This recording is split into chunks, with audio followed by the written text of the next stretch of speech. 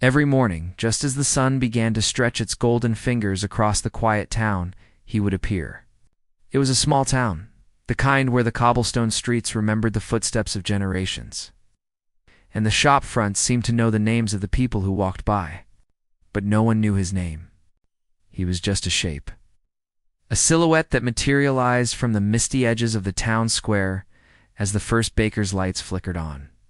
His presence was as predictable as the sunrise, yet as mysterious as the fog that clung to the river in the early hours.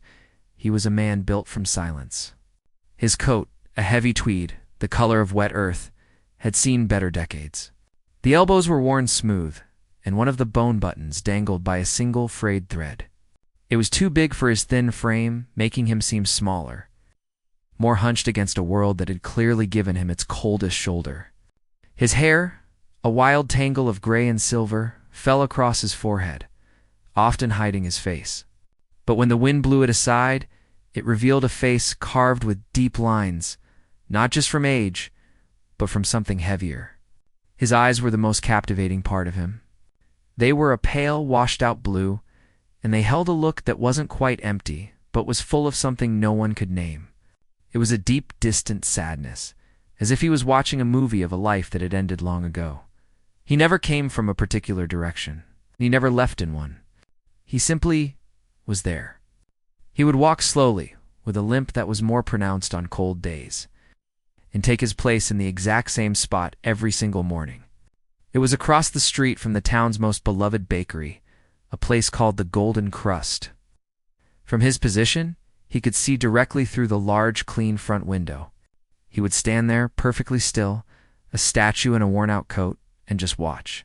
He watched the baker, a stout, cheerful man with flour perpetually dusting his apron, haul heavy sacks of flour from the back.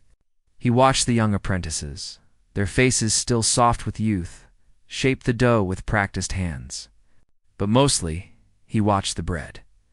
His gaze was fixed on the warm, golden loaves as they were pulled from the enormous fire-breathing oven. He watched as they were placed on wooden racks to cool, their crusts crackling softly in the morning air.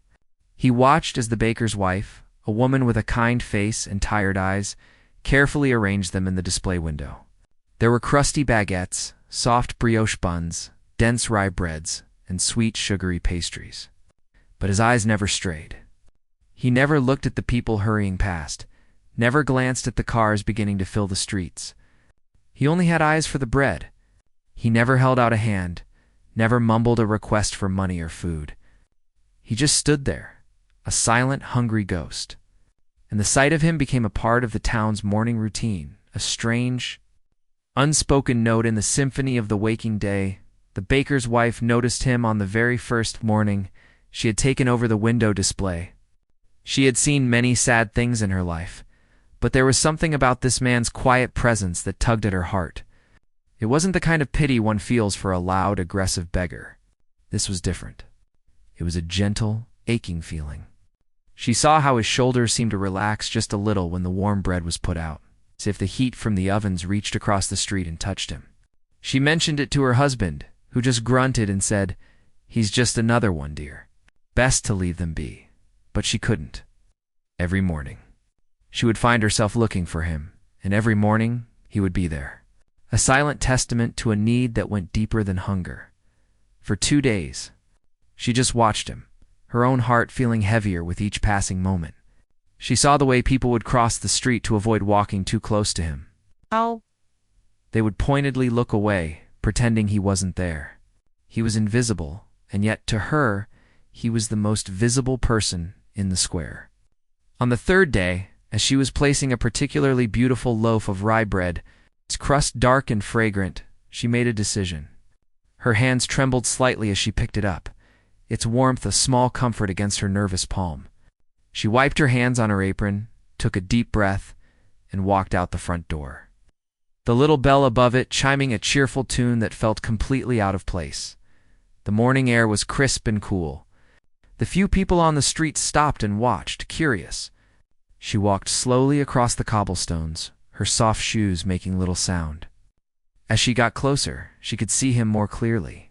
She could see the dirt under his fingernails, and the way his coat smelled of damp earth and old wool. He didn't move, didn't even seem to notice her approaching until she was standing right in front of him. Then his eyes slowly shifted from the bakery window to her face. For a second, she felt a jolt, a shock of seeing directly into that vast, lonely ocean of sadness. She held out the loaf of bread. "I thought you might be hungry," she said, her voice softer than she intended. He didn't speak. He just looked at the bread in her hands, then back at her face. His expression didn't change, but for the briefest moment, she thought she saw a flicker of something in his eyes. A surprise? A hint of gratitude? It was there, and then it was gone. Slowly, deliberately, he reached out his hands. They were thin and gnarled, but clean. His fingers, long and elegant, looked like they should have been doing something more than just hanging at his sides. He took the loaf from her. His fingers brushed against hers, a fleeting touch that was like a spark of static in the cold morning air. His skin was rough and cold. He gave a single, slow nod. It was almost imperceptible, but it was there. It was his thank you. Then he turned and walked away.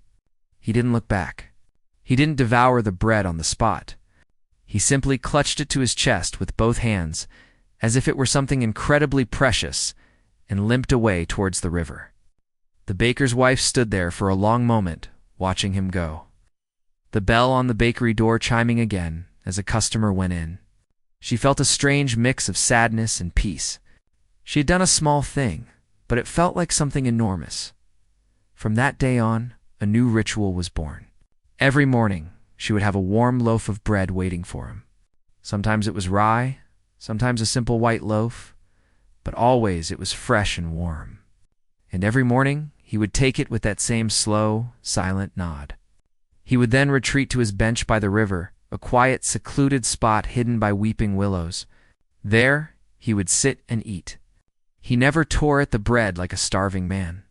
He would break off a small piece, turn it over in his fingers as if reading a story in its texture, and then place it in his mouth with a quiet reverence.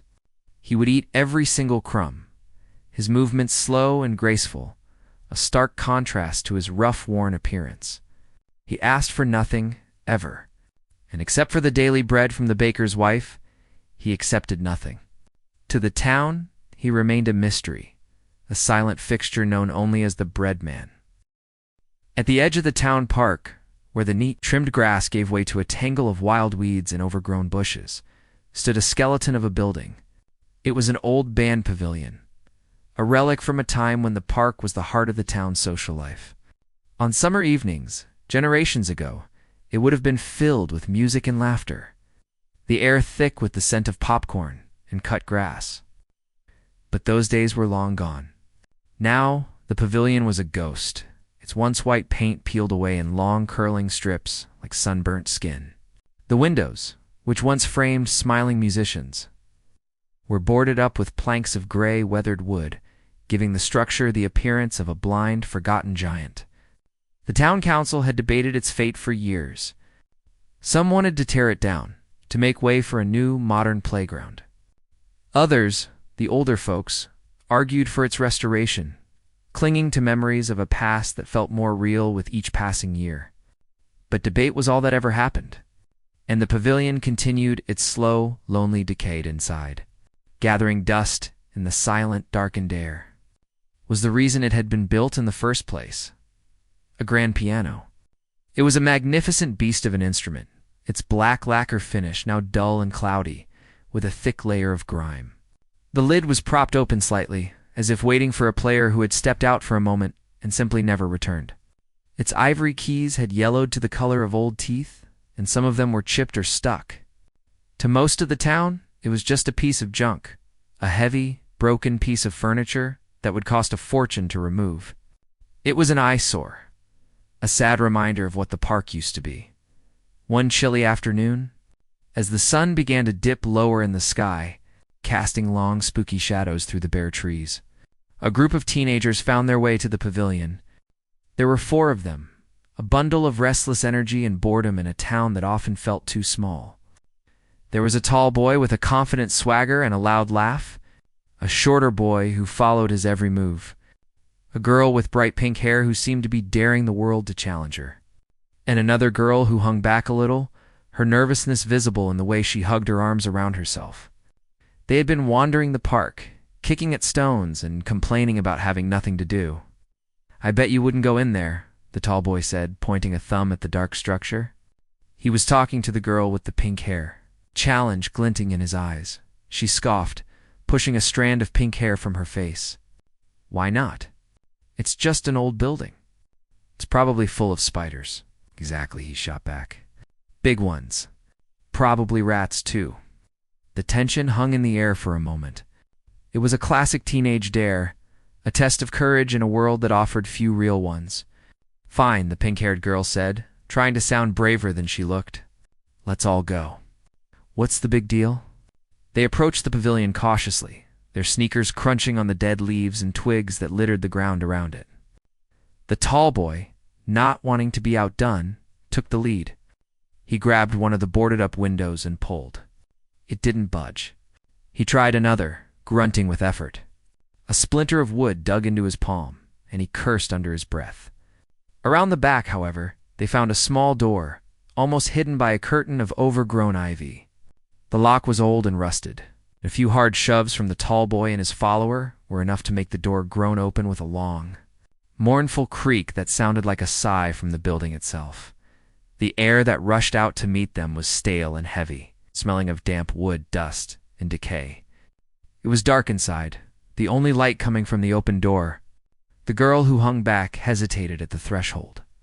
"I don't know about this, guys," she whispered, but the others were already inside, their eyes slowly adjusting to the gloom. And then they saw it. The grand piano sat in the center of the small stage, looking like a sleeping beast.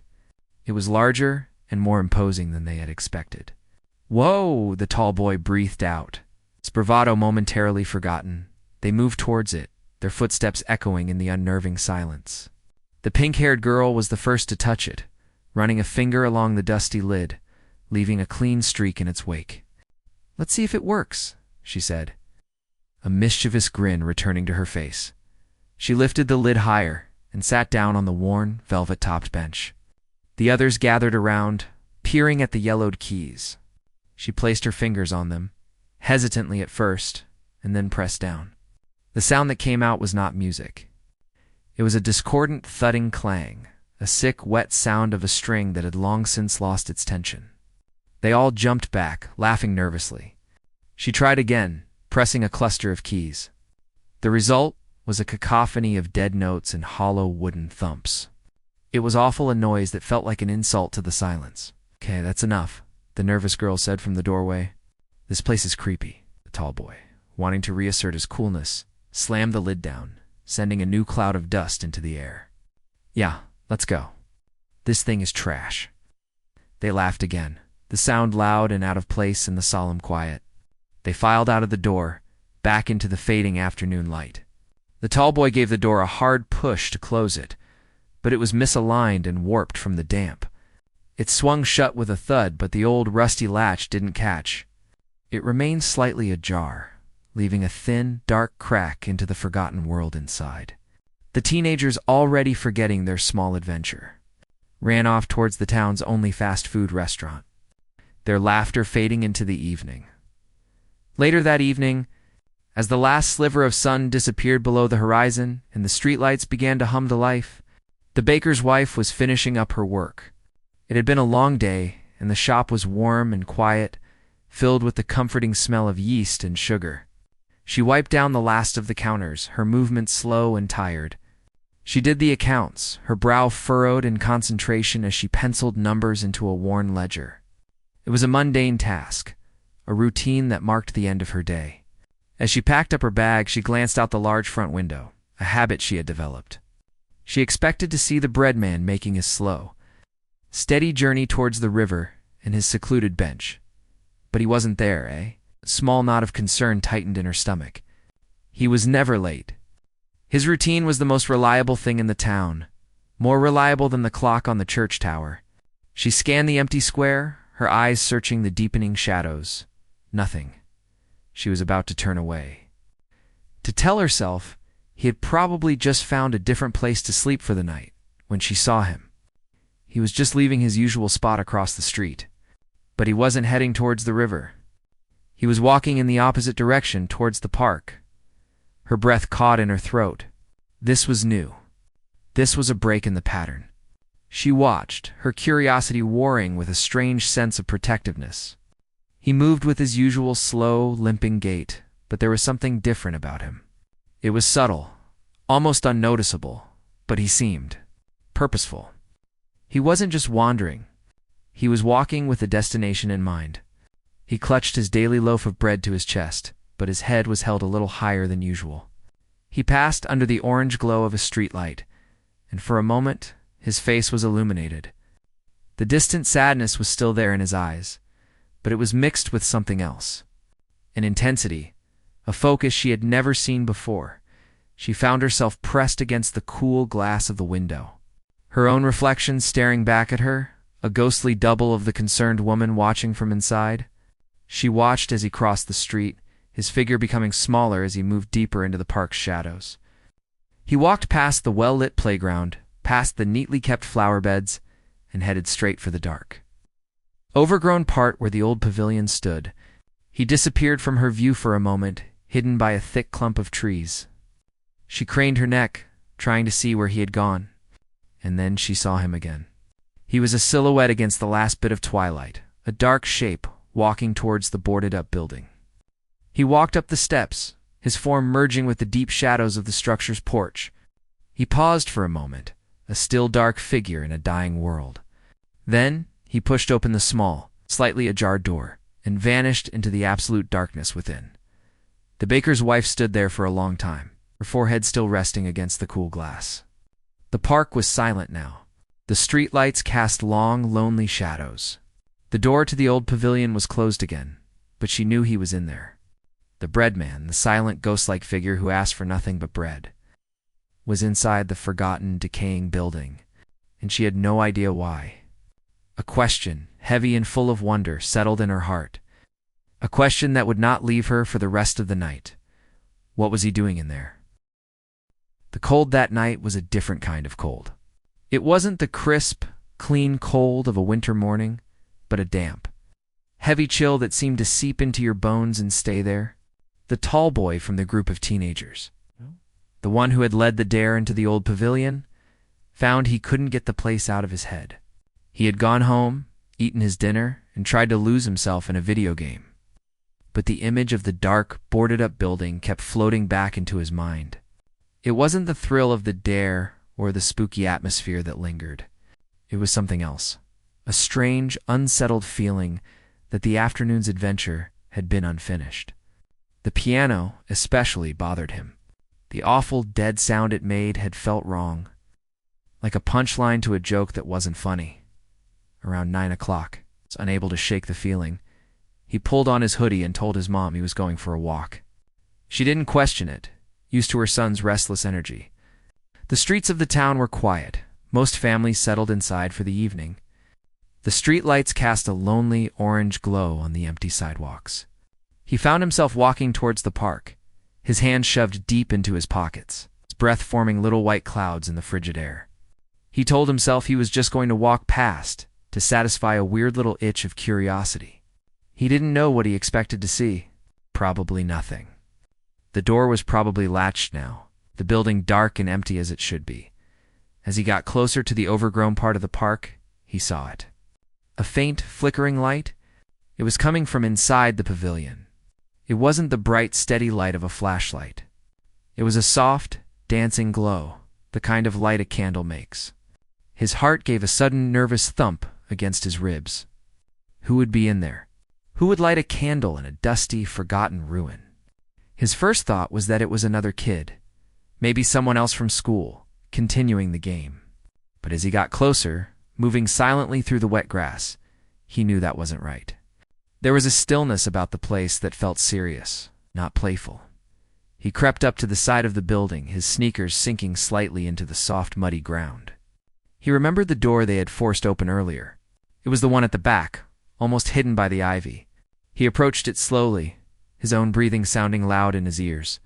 The door was still slightly ajar, just as they had left it, and the faint light was seeping through the thin crack. He hesitated for a moment, a voice in his head telling him to turn around, to go home to his warm house and his video games. But the curiosity was stronger now, pulling him forward.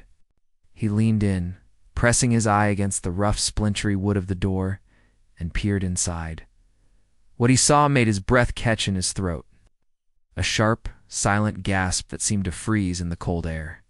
The inside of the pavilion was transformed. A single candle sat on top of the dusty grand piano, its flame casting a warm golden light that made the shadows dance on the walls and ceiling. The dancing light made the dust motes in the air look like a swirling galaxy of tiny floating stars. And sitting on the worn bench, his silhouette framed by the candlelight, was the bread man. The boy had seen him around town countless times. A silent, hunched figure who was more like a piece of scenery than a person. He had always seemed small, defeated, almost broken. But here, sitting at the piano, he looked different. His back was straight, his shoulders held with a quiet dignity that the boy had never seen before. The worn tweed coat seemed less like a symbol of poverty and more like a musician's formal robe. His gray hair, usually a wild mess, was caught in the candlelight, giving him the look of an old, wise portrait. But it was his hands that truly captured the boy's attention. He had only ever seen those hands clutching a loaf of bread, looking rough and gnarled. Now, they were hovering over the yellow, dusty keys of the piano. They were poised, elegant, and still, like the hands of a conductor waiting to begin a symphony. The boy watched, completely mesmerized, as the man's fingers slowly descended towards the keys. They touched the ivory with a gentleness that seemed impossible for hands so rough. The first note that came out was not the dead, hollow thud the boy and his friends had produced.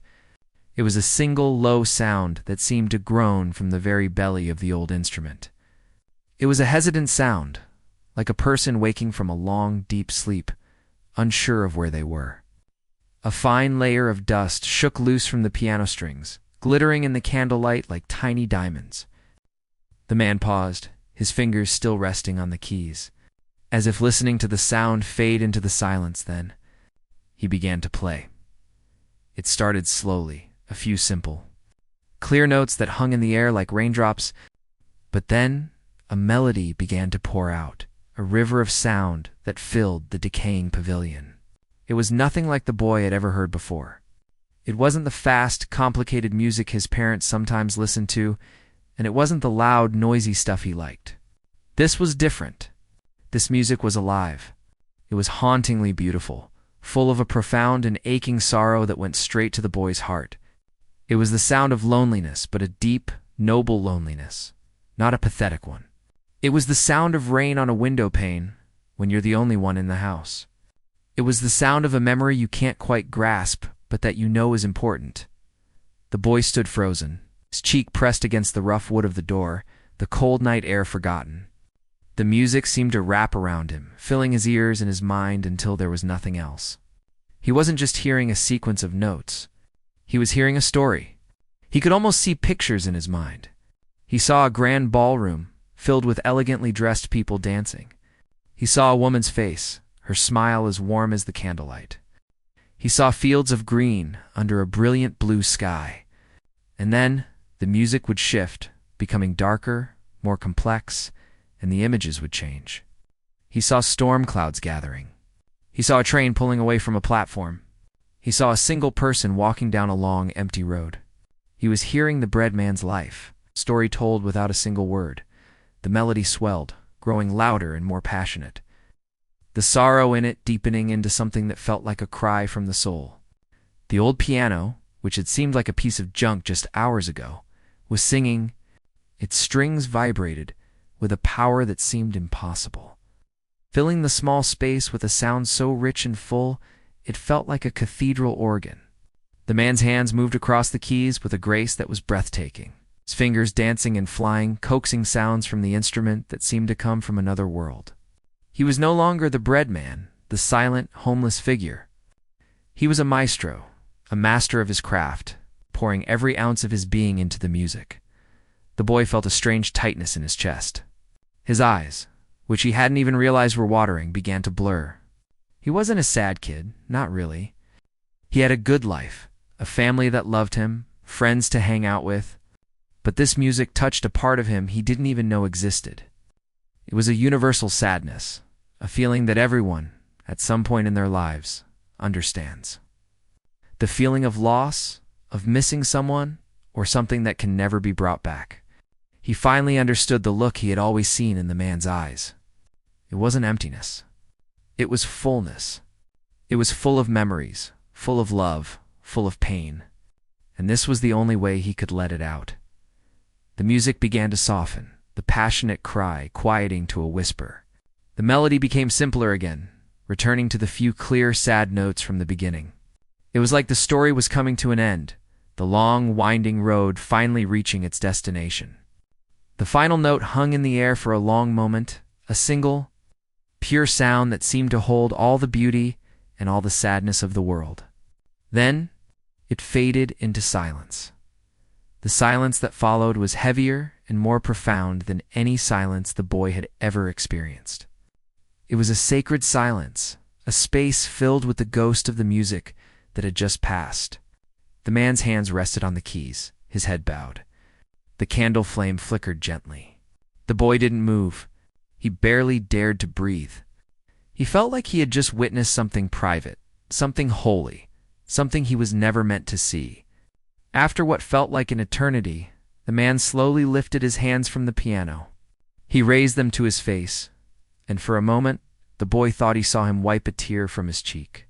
Then he gently blew out the candle, plunging the pavilion back into absolute darkness. The boy stumbled back from the door, his heart hammering against his ribs. He turned and ran, not out of fear, but out of an overwhelming need to move, to process what he had just experienced. He ran through the park, the cold air burning his lungs, the melody still echoing in his head. He didn't stop until he was back on the well-lit streets of the town. He walked the rest of the way home, his pace slow and thoughtful. The world looked different now. The streetlights seemed softer, the shadows deeper. He looked at the dark windows of the houses he passed and wondered what stories were hiding inside them. He had gone looking for a spooky old building and a cheap thrill. Instead, he had found a soul. And he knew, with a certainty that settled deep in his bones, that his life would never be the same. The boy walked home in a daze, the cold night air doing little to cool the fire that the music had lit inside him. The world seemed muted, the orange glow of the streetlights and the distant hum of traffic feeling like a different reality from the one he had just left inside that dusty pavilion. He climbed the stairs to his room, his feet heavy, and sat on the edge of his bed, not even bothering to turn on the light. The melody was still playing in his head, a ghost of a sound that was more real than the silence of his room. He had always thought of the bread man as just that, a man who needed bread, a problem to be solved with a small act of kindness. But now, he knew he was so much more. He was a vessel for a story so big and so deep it couldn't be told with words. He felt like he held a secret, a precious, fragile secret that was too heavy to carry alone. He lay down on his bed, staring at the ceiling, but he wasn't seeing the plaster. He was seeing the flickering candlelight, the silhouette of the man, the elegant dance of his fingers on the keys. He knew he couldn't keep this to himself. It wasn't his secret to keep. It belonged to the town. Downstairs, he could hear the low murmur of his parents' voices, the clink of dishes as they finished their evening routine. He took a deep breath and went down. They were in the living room, his father reading the newspaper, his mother knitting a scarf. They looked up as he entered, a question in their eyes. He stood in the doorway for a moment, his hands in his pockets, not knowing how to begin. How could he possibly explain what he had seen? How could he put that music into words? "Mom, Dad," he started, his voice a little shaky. "I have to tell you something." His mother put down her knitting, her full attention on him. "What is it, son?" "You look like you've seen a ghost." "In a way, I guess I have," he said. He then told them everything. He told them about going back to the pavilion, about the flickering candlelight, and about seeing the bread man. He struggled to describe the music. It wasn't just music, he said, his hands gesturing as if trying to shape the sound in the air. It was like he was telling his whole life story. It was so sad, but it was beautiful too. It was the most amazing thing I've ever heard. His parents listened, their expressions changing from curiosity to confusion, and then to a slow, dawning wonder. They had seen the man around town for years, a silent, pitiable figure. The idea of him playing such beautiful music in a run-down old building was almost impossible to believe. But they saw the sincerity in their son's eyes, the genuine awe in his voice. They knew he wasn't making it up. The next morning, the story began to spread. It started, as these things often do, in the most ordinary of places. The boy's mother, while buying vegetables at the market, mentioned it to the vendor, a woman who knew everyone in town. "Did you hear about the bread man?" she asked in a low voice, as if sharing a piece of incredible gossip. The vendor listened, her eyes wide, and promised not to tell a soul. Promise she broke within the hour, when her next customer, the town's postman, came by. The postman, who walked every street and saw every home, carried the story with him on his rounds, dropping it like a seed in the gardens of the town's imagination. By the afternoon, a quiet buzz was going around. The story moved from kitchen to garden, from the barber shop to the hardware store. It was told in hushed tones, a whisper on the wind. It wasn't gossip. It felt more like a shared miracle. People who had walked past the silent man for years, barely seeing him, were now looking at him with new eyes. The sadness they had once dismissed as emptiness now seemed profound, a deep well of experience they couldn't begin to fathom. The story was so strange, so beautiful, that it had to be true. That evening, as dusk began to settle over the town, something strange happened. A few people, just happening to be out for an evening stroll, found themselves wandering towards the park. There was a couple in their 70s who walked that path every night anyway. There was a young mother pushing a stroller, trying to get her baby to sleep. There was a gruff old farmer, a man who rarely spoke and whose face was a roadmap of hard work. They all found themselves drifting towards the overgrown part of the park, drawn by a collective, unspoken curiosity. They kept their distance. Sitting on benches far from the pavilion or leaning against the thick trunks of old oak trees, pretending they were just enjoying the evening air, they didn't talk. They just waited. When the bread man appeared, walking out of the shadows with his slow, limping gait, a hush fell over the small, scattered crowd. He didn't seem to notice them. He walked up the steps of the pavilion and disappeared inside. A few minutes later, the first flicker of candlelight appeared in the crack of the door. And then the music began. It drifted out into the cold night air, soft and clear. It was a different melody from the night before. The deep, aching sorrow was still there, but woven through it now was something new. It was a fragile, tentative thread of hope. It was like the first green shoot pushing its way through the frozen ground. The music spoke of resilience, of finding a small bit of light in a long, dark night. The people in the park listened, completely still. The young mother felt a tear roll down her cheek, and she didn't wipe it away. The old farmer reached up and roughly brushed a hand across his own eyes. The couple held hands, their fingers intertwined, their faces turned towards the dark pavilion as if it were a shrine. They were all different people, with different lives and different problems, but in that moment, the music made them one. It was a shared language of the heart, and they all understood it perfectly. When the music faded and the candle was snuffed, plunging the park back into darkness, no one moved for a long time. They sat in the shared silence, letting the feeling settle. Then, one by one, they got up and began the walk home, their footsteps quiet on the path. The next night, the crowd was a little bigger. The next, it was bigger still. It became a new, unspoken ritual. The town would finish its dinner, and a quiet stream of people would flow towards the park. They always kept a respectful distance. They never clapped or cheered. The silence after the music was the only applause needed. And then the gifts began to appear. It started with the baker's wife. She couldn't be there every night, but on the nights she could, she would leave something on the bottom step of the pavilion before the man arrived. One night, it was a thermos of hot, savory soup, its steam a small ghost in the cold air. Another night, it was a thick, hand-knitted scarf. Others followed her lead. A pair of warm, woolen gloves appeared one morning, left by the old farmer.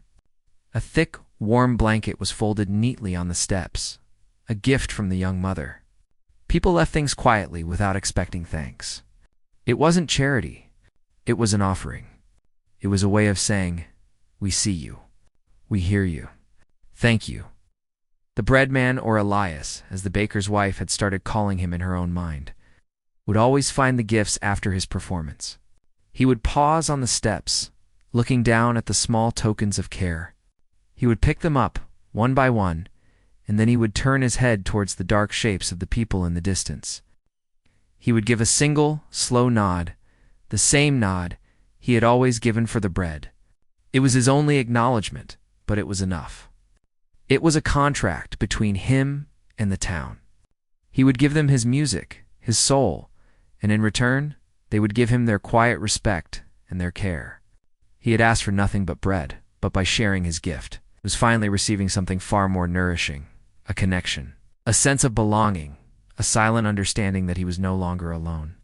He was their secret, their treasure, the silent poet whose music was slowly healing the heart of the whole town. The change in the town was not something you could see on a map or read in a newspaper. It was a shift in the air, a quiet hum of connection that had replaced the usual background noise of daily life. The nightly pilgrimage to the park had become a ritual, a sacred time when the small worries of the day seemed to melt away in the face of something much bigger. The music had become the town's shared heartbeat. The story of the breadman and his piano was no longer a whispered secret. It was a known truth, a source of quiet pride that everyone held. It was this collective feeling, this newfound sense of community, that finally led to action.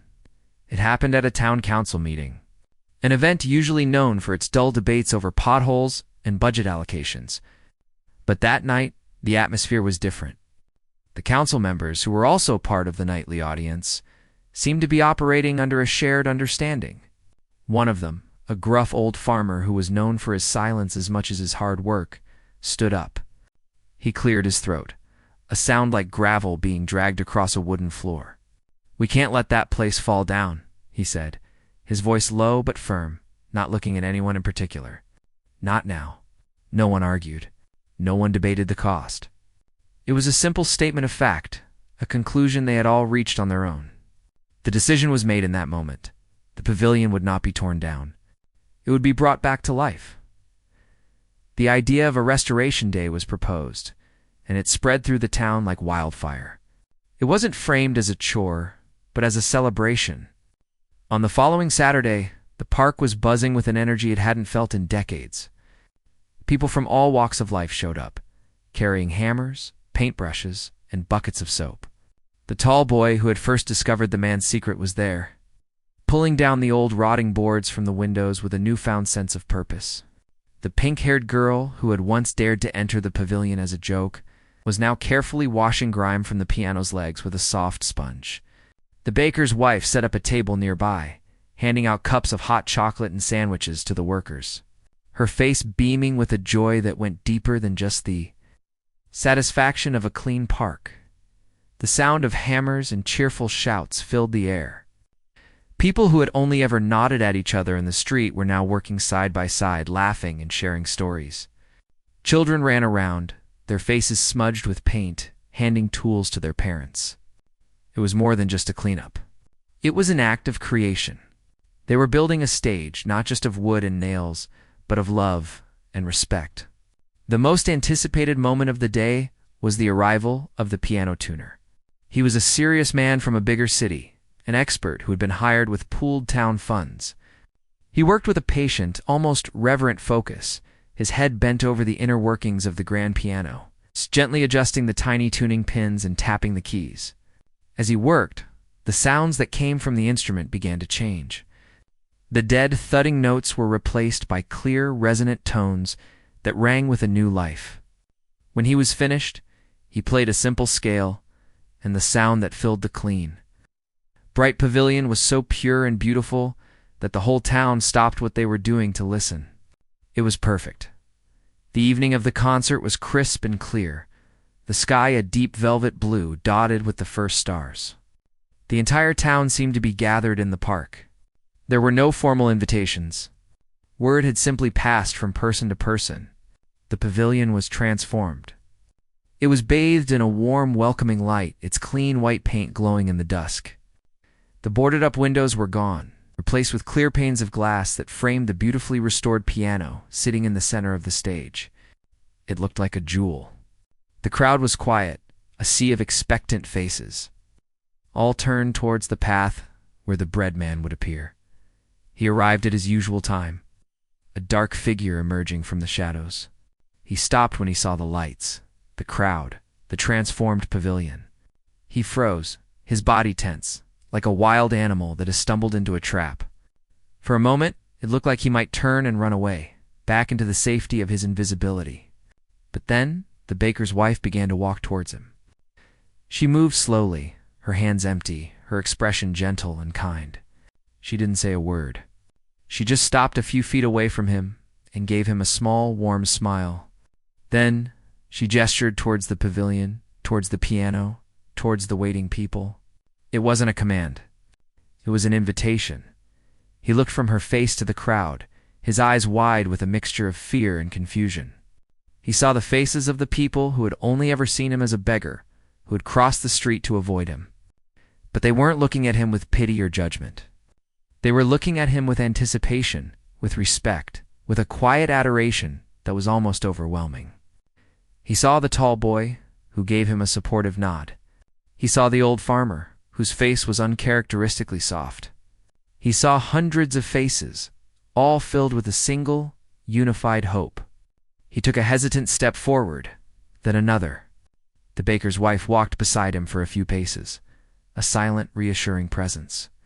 Before she fell back and joined the crowd, he walked up the steps of the pavilion, his limp seeming more pronounced than ever in the bright light. He reached the piano and stood there for a long moment, his back to the audience.